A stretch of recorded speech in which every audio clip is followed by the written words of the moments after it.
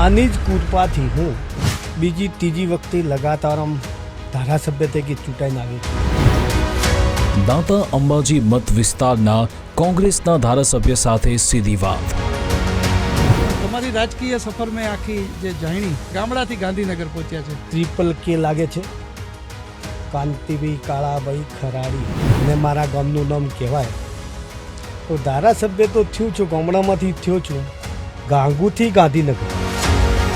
મટવાનો આખો મૂંઝવતો પ્રશ્ન શું છે કે જેના માટે તમારે ગાંધીનગર કૂચ કરવી પડી હતી? આવકનો દાખલો અત્યારે લઈને નતા નીકળ્યા, અમે સિરપ જાતિનો દાખલો કે કોંગ્રેસના નવસર્જન માટે શું શું ખૂટી રહ્યું છે? આવશે ટાઈમ આવશે। જે ધારાસભ્યે મારી હેટ્રિક, તેમણે સિક્રેટ વાત કરી સાર્વજનિક।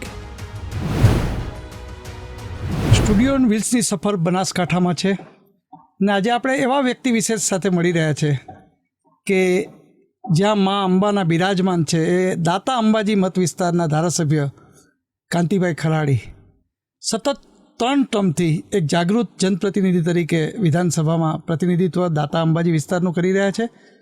અને જ્યારે બનાસકાંઠાના દાતા અંબાજી વિસ્તાર આદિવાસી વિસ્તારની વાત થાય તો કાંતિભાઈ ખરાડિયાની જે પ્રશ્નોની રજૂઆત એ ગાંધીનગરના વિધાનસભામાં પણ ગુંજતી હોય અને કલેક્ટર કચેરી પાલનપુર બનાસકાંઠા કે અન્ય કોઈ તંત્રમાં પણ થતી હોય। એ કાંતિભાઈ ખરાડી આજના આપણા ગુજરાત ફર્સ્ટની જે સ્ટુડિયો ઓન વ્હીલ્સના વિશેષ વ્યક્તિત્વ છે અને એમાં એ અતિથિ છે, ત્યારે ગુજરાત ફર્સ્ટ તરફથી આપનું સ્વાગત છે Kantibhai. Thank you. Kantibhai, Gujarat first એવું મીડિયા છે ગુજરાતનું કે પહેલીવાર સ્ટુડિયો ઓન વ્હીલ્સ એટલે આપ જ્યાં બિરાજમાન છો એવો લઈ અને 34 જિલ્લામાં, તમારો એક જિલ્લો વધ્યો એટલે 34 જિલ્લામાં અમે લગભગ 90થી 100 દિવસની યાત્રા અને 10,000 કિલોમીટરની યાત્રા સાથે લોકોના સમસ્યા, જાગૃત પ્રતિનિધિ, કોંગ્રેસ હોય કે ગમે તે હોય એની વાચા જાણવા રૂબરૂ નીકળ્યા છે। આખો આપની દ્રષ્ટિએ આ પ્રયોગ કેવો લાગ્યો આપને? બહુ સરસ છે। આપે આપણી ચેનલ આજે ફર્સ્ટમાં મા અંબાજીના દર્શન કરી એમના માથું શરણમાં ઝુકાઈને શ્રી ગણેશ કર્યા હોય તો હું તો એ કહી શકું છું કે અહીંથી જ આપે માતાજીના શરણમાં શ્રી ગણેશ કર્યા હોય 34 જિલ્લાની અંદર જનતાનો સંવાદ લોકો સુધી આપ પોકવાના છો। માતાજી આપને આગળ રસ્તો બતાવશે ને એ સંવાદ આપણા અને અમારા મારફતે સરકાર સુધી પણ જાય, લોકો સુધી બી જાય, લોકો ઉજાગર થાય। 100% આપ આગળ વધશો અને ખુરશી કરી ક્યાંક પૂરી અધૂરી હશે એ પણ આપણા મારફતે પૂરી કરી શકશો। આપ એ વિસ્તારનું પ્રતિનિધિત્વ કરો છો। મા અંબાની કૃપા કેવી રહી, મા અંબાનો વિકાસ કેવો થઈ રહ્યો છે, મા અંબાની આપના પ્રત્યેની શ્રદ્ધા, જે આપ તરફથી એમના દર્શનની પૂજા પરંપરા, આપની મતે જણાવશો કાંતિભાઈ? જી, મા અંબા વિશે તો હું એટલું બધું ના કહી શકું, પણ એટલું જરૂર કહી શકું છું કે આ વિસ્તારની જનતા દરેક 18 વરણ ઉપર માની કૃપા છે અને માની છત્ર છાયા નીચે આ વિસ્તાર વસી રહ્યો છે। આ વિસ્તાર નહીં પણ આખો દેશ અને વિદેશથી લોકો જો માની શરણોમાં માથા ટેકવા માટે આવતા હોય ત્યારે અમે વર્ષોથી માતાજીના શરણોમાં રહીએ છીએ। એ જ રીતે બહારથી જે યાત્રિકો આવે છે એ લોકો પણ માતાજીના શરણોમાં માથું ટેકાઈને આશીર્વાદ લઈને જાય છે।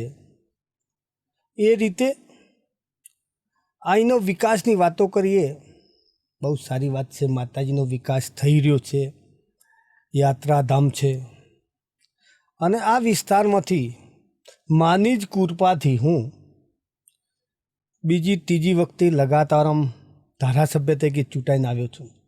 પણ એ પણ આશીર્વાદ માતાજીનો છે। માતાજીના શરણોમાં રહેતી આ જનતા, દાંતા હોય, અમીરગઢ હોય કે હરાદ હોય, સમગ્ર બનાસકાંઠા જિલ્લાના લોકોની, જનતાની આશીર્વાદ કાયમી માટે માતાજીના લીધે મારા પ્રત્યે રહ્યા છે। અને હું પણ એ જ રીતે ચાલી રહ્યો છું, કેમ કે હું ગામડામાંથી આવેલો છું, ગરીબ જનતામાંથી આવ્યો છું। ઘણું તો નહીં પણ થોડા ઘણો પણ મને એ જરૂર અનુભવ થઈ રહ્યો છે કે મારી જનતા, મારા વિસ્તારના ગામડાના લોકો ગરીબીમાંથી ધીમે ધીમે બહાર આવ્યા છે। એ જ રીતે હું પણ એક જનતાના સેવક તરીકે ધીમે ધીમે ધીમે ધીમે પ્રતિનિધિ કરતો કરતો બહાર આવી રહ્યો છું. હજુ પણ માતાજીની કૃપા છે, એ રીતે ચાલ્યો જો ભવિષ્યમાં શું થવાનું છે એ કદાચ મને ખબર ના હોય અને હું કંઈ પણ નહીં શકું. હવે આ વિસ્તારની માતાજીની કૃપા ચાલી રહી છે. કાંતિભાઈ, સરપંચથી સંસદ આ સૂત્ર તો સાંભળ્યું છે, પણ તમારી રાજકીય સફર મેં આખી જે જાણી તો તમે સરપંચથી પાર્લામેન્ટ એટલે ગાંધીનગર પહોંચ્યા, ગામડાથી ગાંધીનગર પહોંચ્યા છે. કેવી રહી આ રાજકીય સફર અને કઈ રીતે તમે સરપંચથી શરૂ કરીને આ જનપ્રતિનિધિ તરીકે સતત અડીખમ રહ્યા છો ધારાસભ્ય તરીકે આ વિસ્તારના?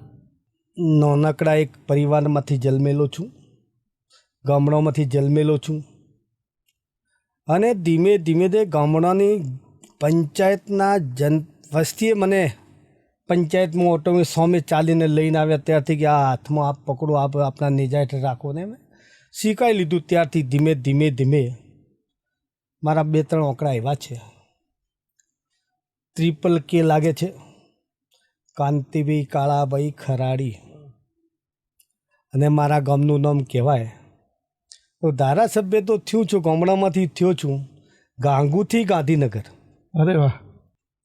અને લોકોએ જનતાએ મને, હું નહીં કોઈ દિવસ કહેતો, પણ લોકો અને જનતાને, ગુજરાતની જનતા કહી રહી છે કે માની ચરણોમાંથી જન્મેનો દીકરો ધારાસભ્ય તરીકે એન્ટ્રી મારી હોય ત્યારે એ લોકોના આશીર્વાદ છે. અને હું પણ એ જ રીતે ચાલ્યો જો ધીમે ધીમે ચાલતો છું. લોકોની સુખાકારી યોજનાઓ, સરકારની યોજનાઓ છે. મારી તો માંગણી ઓછી છે, પણ એના કરતાં વધારે વિશેષ સુખાકારી ઉપર ચર્ચા કરવા જઈએ ત્યારે લોકોને કઈ રીતે મદદરૂપ થવાનું હું એટલું વિચારું છું. અને એના સામે લોકો આપણા પ્રત્યે કઈ કઈ અપેક્ષા રાખે છે એ ધ્યાન ઉપર જરૂર લઉં છું. એ ધ્યાન ઉપર લીધા પછી સરકારી સુખાકારી જે યોજના લાગતી વળગતી હોય એ રજૂઆત સરકારમાં કરું છું ને એ રજૂઆતના અનુસંધાને સરકારને જે કરવું એ કરવા. મારી નૈતિક ફરજ છે કે અહીંયા આ વિસ્તારની આ સુખાકારી યોજનાની જરૂર છે. સરકાર ધીમે ધીમે જે કંઈ કરતી હોય તે, પણ એમનું કર્તવ્ય છે એ બી કરે છે, હું મારું કર્તવ્ય નિભાવું છું એટલે એ લોકો જ નિભાવતા હશે. કાંતિભાઈ, સતત એક ટર્મ પછી બીજી ટર્મ, ત્રીજી ટર્મ, મતદારોનો અતૂટ વિશ્વાસ ને સંતોષ જેને કહે કે જનપ્રતિનિધિમાં, તમને કેવું લાગે તમારા મતદારોના સાથેનો તમારો સેતુ? અને બીજું, તમને હવે કઈ અપેક્ષાઓ બાકી છે કે જે તમને જનપ્રતિનિધિ વારંવાર ચૂંટ્યા છે તો હજુ કંઈક ખૂટે છે, હજી આ બાકી છે? કાંતિભાઈ, એ આપના મતે? હું બને ત્યાં સુધી આ સ્થાનિક લેવલે, ગ્રાઉન્ડ લેવલ સુધી લોકો વચ્ચે જનારો વ્યક્તિ છું. વ્હીકલ કરતો ચાલતો જવાળો વ્યક્તિ પણ વધારે છું. સામે ચાલીને જઉં છું અને લોકોના રજૂઆતો સાંભળું છું. એટલે લોકોની અપેક્ષા જરૂર મારા પ્રત્યે હોઈ શકે અને હું એમની અપેક્ષા પણ સાંભળવા માટે સામે તૈયાર હોઉં છું. એટલે એ લોકોને હજુ મારા પ્રત્યે વિશ્વાસ હશે.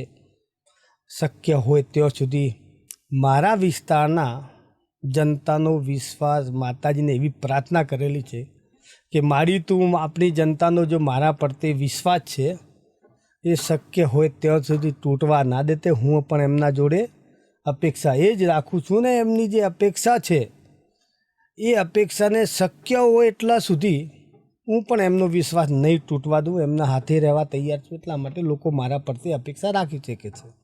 કાંતિભાઈ, હમણાં તમે એક એવો પ્રશ્ન લઈને નીકળ્યા છો કે અમે બનાસકાંઠામાં પણ કેટલી જગ્યાએ સમસ્યા જાણી તો એ ચર્ચા પણ ઉઠી છે. તમે પોતે આખી ગાંધીનગર કૂચ કરવા નીકળ્યા હતા, તમારો ત્યાં પાલનપુર કાણોદર પાસે અટકાયત પણ થઈ હતી. આખો પ્રશ્ન શું છે કે આ પ્રશ્ન માટે શું તમને લાગે છે કે સરકારે કંઈ કરવું જોઈએ? શું અટવાનો આખો મૂંઝવતો પ્રશ્ન શું છે કે જેના માટે તમારે ગાંધીનગર કૂચ કરવી પડી હતી? અટકાયતથી ધરપકડ થાય, પછી અટકાયત પછી તમને પોલીસ સ્ટેશનમાં લઈ ગયા તાલુકામાં તકે. આખો પ્રશ્ન શું છે ગુજરાત ફર્સ્ટના દર્શકો માટે? આ એક જાતની સરકારને મારા પ્રત્યે જે અટકાયત કરવા હોય કે જે કરવું એ કરી શકે, પણ મને નથી કરતા. મારી આ વિસ્તારની જનતાને અટકાયત કરી રહ્યા છે.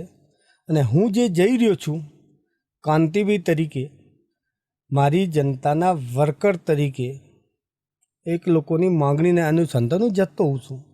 એમની માંગણીને ધ્યાન રાખીને જવું પડે, પણ એના સાથે સાથે એક આપણે કહી શકીએ છીએ કે મારો વિસ્તાર એટલે બનાસકાંઠાનું મા અંબાજીનું ધામ હોય, અને મા અંબાજી ધામની કોરે મોરે 60થી 70% આ વસ્તી વન વિભાગથી અડીને વસે છે. અને વસ્તી વન વિભાગ પછી આવ્યું છે. વન વિભાગ નહોતું આવ્યું એના પહેલાંથી આ વર્ષોથી પેઢીઓની પેઢીઓ નીકળી ગઈ આ વસ્તી આદિવાસીઓ અહીં વસે છે. અને એના અનુસંધાનની અંદર 90% દાંતા હોય, અમીરગઢ હોય કે હળાદ હોય, સંપૂર્ણપણે એવું કહીએ તો ખોટું નથી, 90% ટ્રાયબલ છે. અને ટ્રાયબલના જો સળગતા પ્રશ્ન હોય તો જરૂર મને લોકોની રિક્વેસ્ટ હોય, લોકોની માંગણી હોય, લોકો અટકી ગયેલા હોય, આવતી પેઢી અટકીને બેઠી હોય, જરૂરથી આ વિસ્તારના આગેવાની તરીકે મારે એમની અપેક્ષા શું છે એ ધ્યાન ઉપર જરૂર લેવું પડતું હોય છે. અને એટલું જ નહીં પણ એ પ્રશ્ન શું હતો? આવકનો દાખલો કે જાતિનો દાખલો? એ જાતિનો દાખલો. આવક, જાતિ અને આવકનો અલગ અલગ છે. એટલે મૂળ એક જ અમે આવકનો દાખલો અત્યારે લઈને નહોતા નીકળ્યા. અમે સિર્ફ જાતિનો દાખલો, એવું કોઈ એ બાકી નથી રહેતું કે આ સરકારી યોજનામાં હોય કે ગમે તે ભણી ગણીને તૈયાર થતા ત્યારે જાતિનો દાખલા વગર ચાલતું હોય. એના વગર અમુક સમાજ માટે, હા સમાજ એટલે અમારા આદિવાસી જ.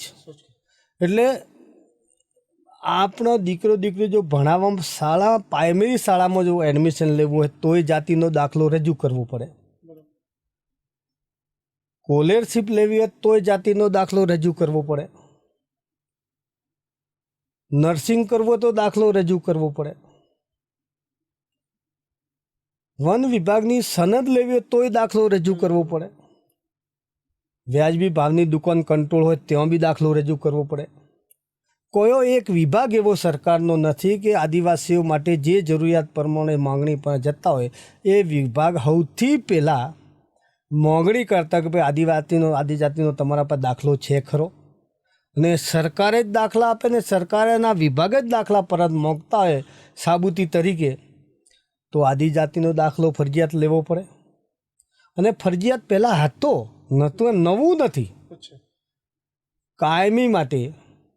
મેં નથી જાણ્યું કે ક્યારથી ચાલુ હતો, એ વર્ષોથી ચાલુ જ હતો ને ક્યારે બંધ જ નહોતો. હમણાં તાજેતરમાં આમ તો કહેવાય 4-6 મહિના કે 12 મહિનાથી હપુજું બંધ કર્યું, પણ સરવાળે 2 વર્ષથી દાખલાઓ સરકારે બંધ કરી દીધા. ટોંકીને દાખલા આપવા, હેરાન કરીને દાખલા આપવા, સરવાળે લોકોને ઘણા દીકરીઓ ભણી ગણીને તૈયાર થયા એમાંય દાખલા નહીં આપવા. આ ચાલીએ કાલ ઓંટે ગોટી કરીને એને ધીમે ધીમે કમજોર કરવામાં આવે છે. ઘણા આ વિસ્તારની અંદર મેં 50 છોકરા છે મારા, ઘણી તૈયાર થઈને મા બાપે પાછો મુદ્દો એવો લઈએ કે આદિવાસી વિસ્તાર મા બાપેના પેટે પાટા બાંધીને પ્રાઇમરીથી ચાલુ કરે છે. 100-200 રૂપિયાની રોજીની મજૂરી કરીને દીકરાને ભણાવવાની શાળામાં મૂકતા હોય, અને એમની અપેક્ષા કે મારો દીકરી ભણી ગણીને ક્યાંક રોજગારી કરશે કે સરકારી નોકરી કરશે.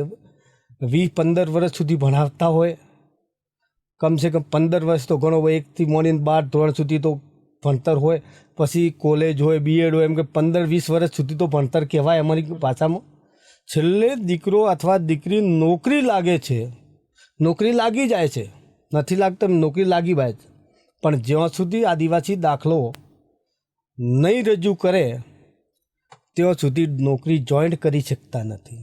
આ વિસ્તારની અંદર 50-100 છોકરા એવા છે કે 2 વર્ષથી કન્ફર્મ ઓર્ડર આવી ગયેલો, પણ 2 વર્ષથી દાખલો જોઈન્ટ નથી કરી શકતા, નોકરી નથી જોઈન્ટ થઈ. આજે એમને એમ ફરે છે. ઉપરથી કાયદેસર કે એમની નોટિસો આપવાની ચાલુ કે 1, 2, 3 નોટિસ એમને સસ્પેન્ડ કરી લો. ઉપરથી જે કાયદા પર એમના ઉપર પોલીસ કેસ કરી દો. એટલે વર્ષોથી મળતી, મારી માંગણી એ જ હતી કે વર્ષોથી મળતા આવ્યા હતા. વર્ષોથી આદિવાસીઓ નોકરી થોડા ઘણા 2-5% કરતા હતા, એ પણ દેખાત ધ્યાનમાં નહોતું રાખ્યું. અહીં અચાનક શું થઈ ગયું કે આદિવાસીઓ, આ હું પક્ષાપક્ષીથી પર રહીને અત્યારે કહી રહ્યો છું, ભાજપ હોય કે કોંગ્રેસ હોય, આદિવાસી એ માત્ર બધો આદિવાસી જ છે. પણ દાખલો જરૂરિયાત બધાને જોઈએ, તો એવું એ લોકોને આવું તો શું સપનું આવી ગયું. તો કાંતિભાઈ, વચ્ચે હું તમને પૂછવા માંગીશ કે કુછનું તો તમે એલાન કર્યું ને જે કંઈ બન્યું, પણ મુખ્યમંત્રીને આપ મળી શકતા હો તો ગોપાલ ઇટાલિયા જો પ્રશ્ન માટે મુખ્યમંત્રી મળી શકતા હોય તો તમે, બીજું આ તમારા વિસ્તારમાં જ છે કે ચૈતર વસાવાના વિસ્તારમાં કે તો બધા ભેગા થઈને આદિવાસી સમાજના ભાજપ કોંગ્રેસના તમે જેમ કહો છો કે રાજકીય પ્રેર પર રહીને રજૂઆત કરી હોત તો સરકારને કરી છે કોઈ વાર? બિલકુલ. હું જે જઈ રહ્યો છું, ભલે મારી ધરપકડ કરી, મેં ગોંગુથી ગાંધીનગર પદયાત્રા કરી, પણ ભલે મને રસ્તામાં રોકી દેવામાં આવ્યો, પણ મેં એટલા માટે પક્ષાપક્ષીથી પર રહીને, એ લોકોને કહીને પક્ષાપક્ષીથી પર રહીને બધા આવ્યા હતા. એવા સંજોગમાં આ લોકોએ મને ના જવા દીધો. એના પહેલાં સીએમને મેં કાગળ લખેલું છે કે આવી આ વિસ્તારમાં બહુ જ મુશ્કેલી છે. એ સૌ નેતાઓ કેમ ભેગા નથી થતા? આદિવાસી સમાજના સૌ નેતા ભેગા સાથે મળીને? અમે એક દિવસ એવું પણ અમારો સંવાદ થયો બંને આદિજાતિ મંત્રીઓને. હું સ્ટેપ બાય સ્ટેપ બોલ્યો, એટલા માટે બોલ્યો હતો. અહીંયાથી સૌથી પહેલાં મામલતદારથી ચાલુ કર્યું, આવેદનપત્ર આપ્યો, રૂબરૂ સંવાદ કર્યો, એસડીએમ કચેરી સંવાદ કર્યો, આવેદનપત્ર આલ્યો, કલેક્ટર કચેરી ગયા, ત્યાં આવેદન 5,000 વસ્તી સાથે જઈને આવેદનપત્ર આલ્યો, એમના જોડે સંવાદ કર્યો. કલેક્ટરે થોડો આશ્વાસન આલ્યો કે અમુક તમારું હવે રસ્તો ક્લિયર થાય, પણ છૂટછાટ થાય, પણ ના થયો. કલેક્ટરે કહેવામાં આવ્યું કે હવે અમારા જિલ્લા કક્ષાનું રહ્યું નથી, રાજ્ય સરકારનું છે. એટલે આગળ રજૂઆત કરી, તરત જ અમે સીએમને કાગળ લખ્યો.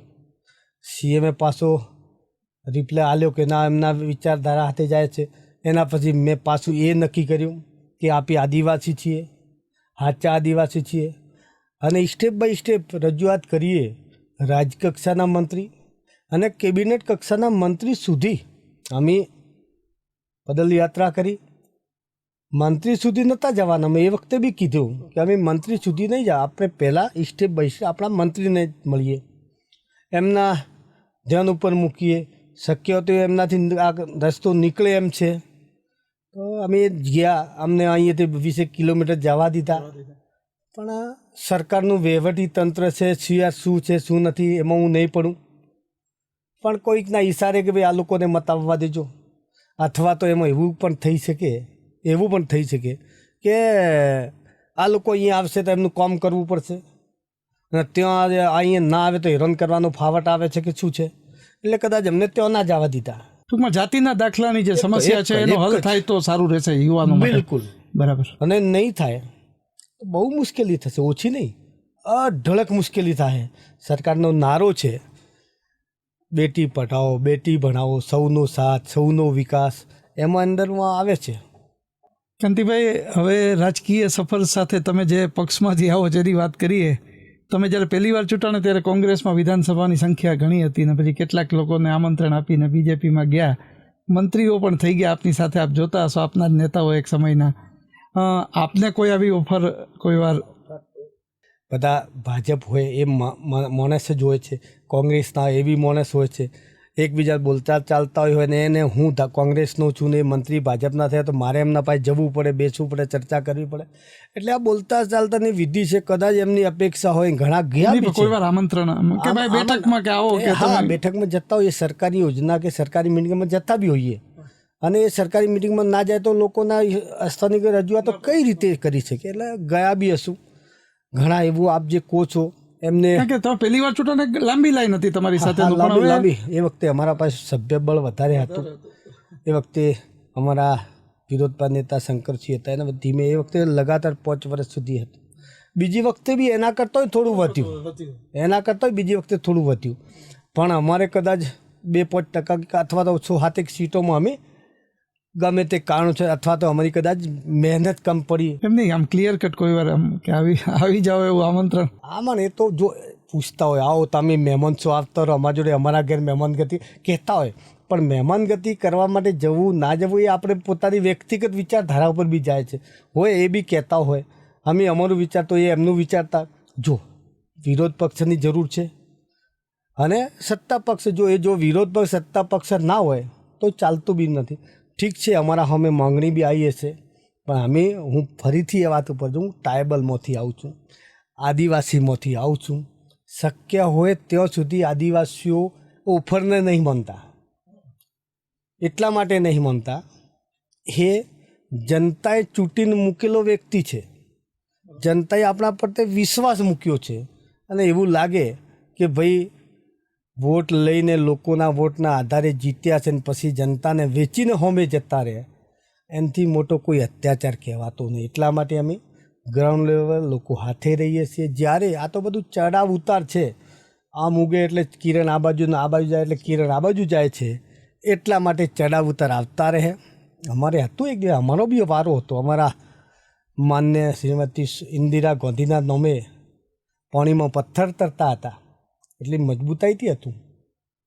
અત્યારે બીજેપીનો પણ આ તો ચડાવ ઉતાર, અમારો બી ટાઈમ આવશે. પણ તમે કાંતિભાઈ વિપક્ષની વાત કરી, પણ વિપક્ષમાં છેલ્લી કેટલી 30 વર્ષથી વિપક્ષમાં નબળી કડી કંઈ ખબર નથી પડતી. તમારી દૃષ્ટિએ શું લાગે છે કે હાઈકમાન્ડે કંઈ થોડા ફેરફાર કરવા જોઈએ? શું પ્રજા કેમ કોંગ્રેસમાં સ્વીકારવામાં, ગુજરાતમાં ખાસ કરીને ક્યાંક તોડે, અને કંઈક હાઈકમાન્ડનું પણ કંઈક બરાબર કામગીરી છે? કારણ કે વચ્ચે રાહુલ ગાંધી આવ્યા હતા રેસના ઘોડા અને લગ્નના ઘોડા, પણ પછી પાછા જિલ્લા પ્રમુખોની ચૂંટણી થઈ તો એમાં પાછું એવું જ પુનરાવર્તન થયું. ખરેખર તમારા મતે સ્પષ્ટ અભિપ્રાય કે કોંગ્રેસના નવસર્જન માટે શું શું ખૂટી રહ્યું છે? આવશે ટાઈમ આવશે. હું ફરી કહું, ટાઈમ આવશે. અમારામાં કોઈ ખૂટતી કડી તે કડી અમે જોડશું. સામેવાળા કે કડી એમને તૂટે છે, ભાજપવાળા એમ કે કોંગ્રેસ ઉપરથી લોકોને વિશ્વાસ ઉઠી ગયો છે. પણ મેં પહેલાં કહી દીધું છે ને, વિશ્વાસ પહેલાં હતો, થોડો ઘણો ક્યાંક ડાઉન થયો તો ફરીથી ઉપર આવશે. વિશ્વાસ લોકો કેળવશે, અમે લોકોના વિશ્વાસ કેળવશું. અમારી ખૂટતી કડી હશે, કડી અમે માફ કરીને, અમારી કંઈક ભૂલ થઈ તો માફ કરીને એક કડી અમે જોડશું અને લોકો સાથે રહેવું. લોકો પોતે અમારા પર તે વિશ્વાસ કરશે ને ફરીથી આજને તો કાલ એક પગલું આગળ વધશું. ને લોકોએ પણ કહે કે હવે તમે ઉભરીને થોડા બહાર આવો, અમે તમારા સાથે કાંઈક તો જનતાએ આશીર્વાદ આપવા, જનતાના આશીર્વાદ સિવાય તો કાંઈ ચાલવાનું નથી. પણ જનતા જે વખતે ઉભરીને બહાર આવીને આશીર્વાદ આપશે એ વખતે ઓટોમેટિક બહાર આવશે. કાંતિભાઈ, અંતિમ અને છેલ્લો સવાલ એટલે પૂછું છું કે તમે જે સમાજમાંથી આવો છો એ સમાજમાં હજી કંઈક ખૂટી રહ્યું છે, ખાસ કરીને આ જાતિના દાખલાની સમસ્યા, એ સિવાયનું કંઈ કામ કરવાનું બાકી હોય અને તમને એમ લાગે કે સરકારે આ કરવું જોઈએ, એ ખૂબ જરૂરી છે, તો જ આ ખરા અર્થમાં આદિવાસીની વિકાસ યાત્રા જે વંચિત છે એને ખરેખર કંઈક મળશે, એવું તમારી દૃષ્ટિએ શું લાગી રહ્યું છે? આદિવાસીઓનો નામે વિકાસ યાત્રાઓ ચાલી છે. આદિવાસીઓનો નામે અઢળક બજેટ આવી રહ્યું છે. એટલા બધું બજેટ આવે છે ને, હદ વગર આવે છે. આદિવાસીઓને આ વિસ્તારની સુખાકારી, મેં પહેલાં કીધું, સુખાકારી યોજનાની અંદર ઘણી બધી જરૂરિયાત છે. રોડ હોય, રસ્તા હોય, શાળા હોય, આંગણવાડી હોય, આરોગ્ય હોય, એમાં બધું સુખાકારીમાં બધું આવી ગયું. પણ કોઈ જગ્યા એવું રહે કે ત્યાં આંકડા બહુ મોટા બોલે છે, જગ્યાઓથી આંકડા બહુ નાના આવી રહ્યા છે. એ મોટા આંકડા વચ્ચેથી ડાયવર્ટ થઈને ક્યાં જાય છે એ અમને ખબર પડે. સરકારને વિચારવું જોઈએ કે અહીંયા તમે આંકડા તો મોટું બજેટ તો આલો છો, પણ આ બજેટ આદિવાસીઓના નામે જે બજેટ છે એ વચ્ચેથી ડાયવર્ટ થઈને આડું અવળું થઈ જાય છે. એ સરકારને વિચારવું પડે. ને જ્યાં સુધી આદિવાસીઓની સુખાકારી સંપૂર્ણ રીતે જે બજેટ આવે છે એ બજેટનો સદુપયોગ થાય તો 100% આદિવાસીઓને ફાયદો થાય.